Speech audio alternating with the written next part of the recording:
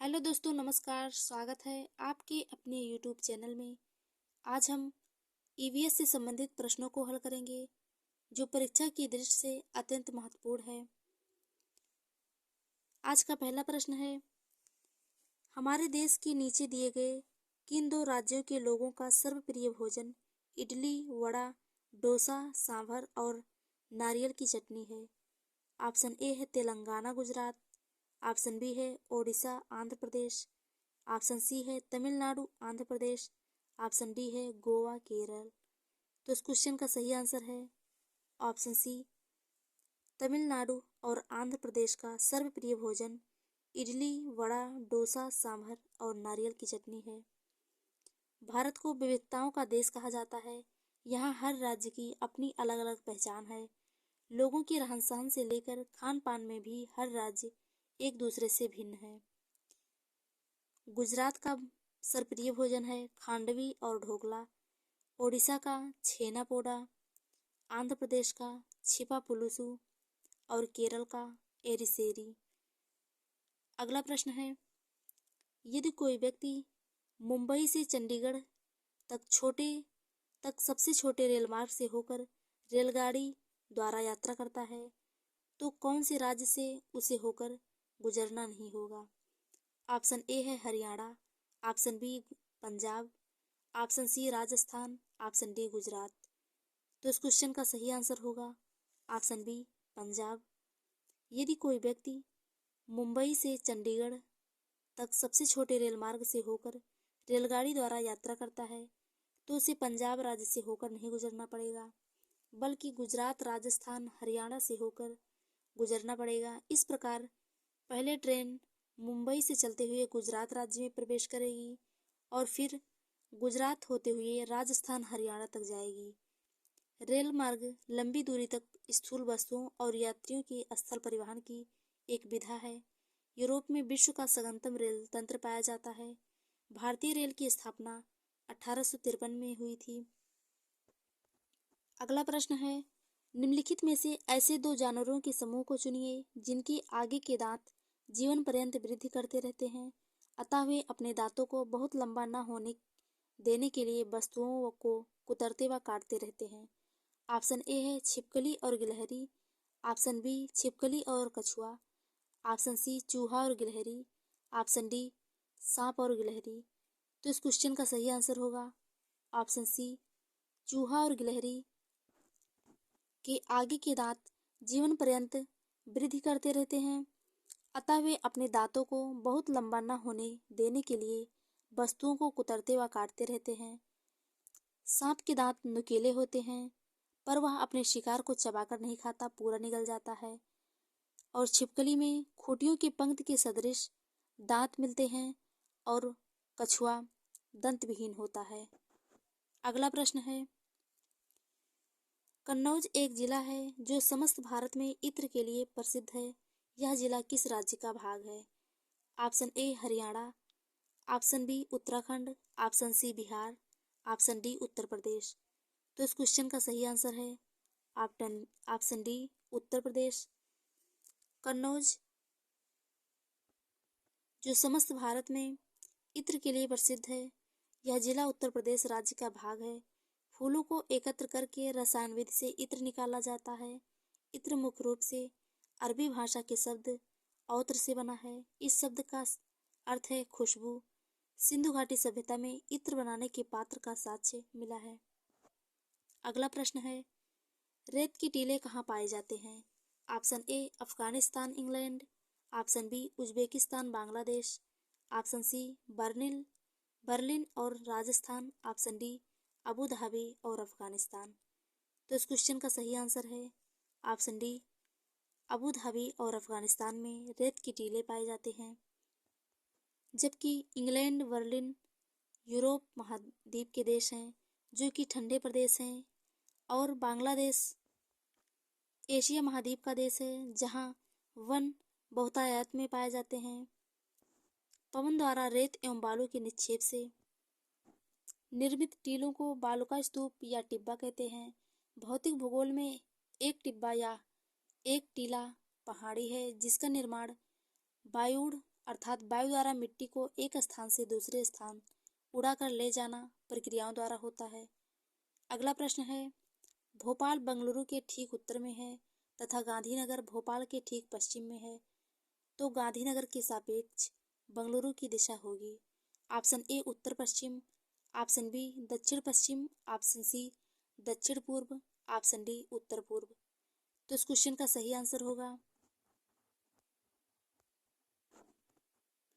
Option C दक्षिण पूर्व। अगला प्रश्न है, निम्नलिखित में से ब्रांच के बारे में सही कथन चुनिए। ऑप्शन ए है, यह टिन और जस्ता का मिश्र धातु है। ऑप्शन बी, यह एक यौगिक है। ऑप्शन सी, यह कॉपर और टिन का मिश्र धातु है। ऑप्शन डी, यह कॉपर और जस्ता का समांगी मिश्रण है। तो इस क्वेश्चन का सही आंसर होगा ऑप्शन सी, यह कॉपर और टिन का मिश्र धातु है। ब्रांज को कांसा भी कहते हैं। मिश्र धातु वह धातु है जिसमें धातु के सब गुण होते हैं। इसमें दो या दो से अधिक धातुओं या धातु और अधातु होती है जो पिघली हुई दशा में एक दूसरे से पूर्ण रूप से घुली रहती है और ठोस होने पर स्पष्ट परतों में अलग नहीं होती है। इसका उपयोग बर्तन, सिक्का, घंटा बनाने में किया जाता है। अगला प्रश्न है, नीचे दिए गए उस मिलान को चुनिए जो तदन रूपी खाद्य वस्तु के संरक्षण के सही ढंग को प्रदान नहीं करती है। ऑप्शन ए है सेब मुरब्बा, ऑप्शन बी है दूध पनीर, ऑप्शन सी है कच्चा आम अचार और ऑप्शन डी है दाल पापड़। तो इस क्वेश्चन का सही आंसर होगा ऑप्शन बी, दूध पनीर को खाद्य वस्तु के संरक्षण के लिए नहीं रखा जा सकता है क्योंकि इसे ज़्यादा दिन रखने पर यह खराब हो जाता है। खाद्य पदार्थ भौतिक, रासायनिक और जैविक रूप में खराब हो सकते हैं। खाद्य के विकृत होने के साथ उसका नष्ट होना, दुर्गंध आना, रंग बिगड़ना सम्मिलित है। भोजन के बिगड़ने या नष्ट होने के लिए बहुत से कारक उत्तरदायी हैं। कीटों का आक्रमण, भंडारण के लिए अनुपयुक्त ताप, ऑक्सीजन एवं नमी का अत्यधिक प्रभाव शामिल है। अतः खाद्य पदार्थ को भोज्य और सुरक्षित रूप से संरक्षित करने के लिए खाद्य प्रसंस्करण और संरक्षण की आवश्यकता है। खाद्य वस्तु को नष्ट होने से बचाने के लिए धूप में सुखाना, नमक लगाना, अचार बनाना, सेंकना, भूनना और मसालों के उपयोग से वस्तु का संरक्षण किया जा सकता है। अगला प्रश्न है, हमारे देश में किस भाग में लोगों के रहन सहन के लिए बने बड़े तिकोने टेंट को रेबू कहते हैं और जानवरों को रहने के स्थान को लेखा कहा जाता है? तो इस क्वेश्चन का सही आंसर होगा ऑप्शन डी, लेह और लद्दाख में लोगों के रहने के लिए बड़े बड़े तिकोने टेंट को रेबू कहते हैं और जानवरों के रहने के स्थान को लेखा कहा जाता है।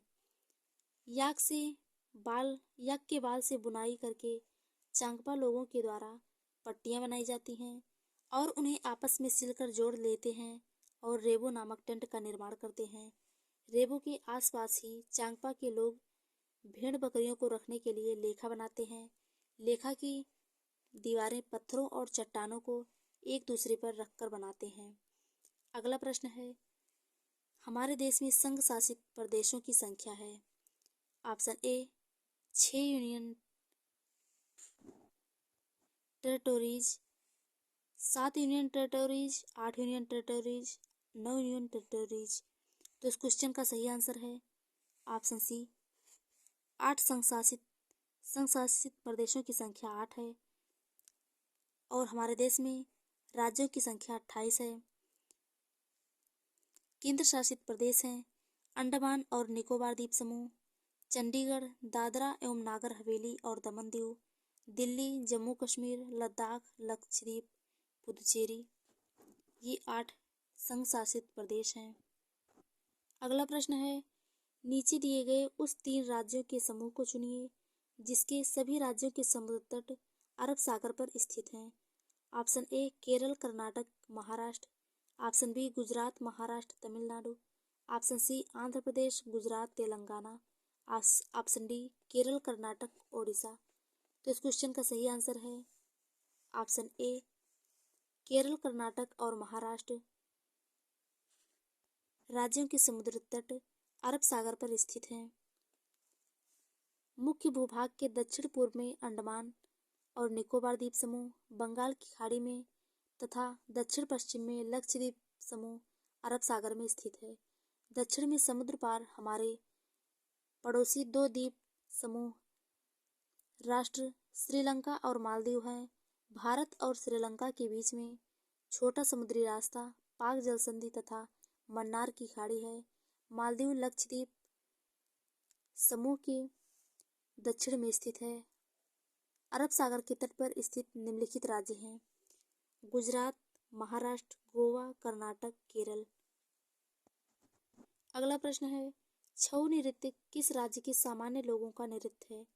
Option A Uttar Pradesh, option B Assam, option C Chhattisgarh, option D Mizoram.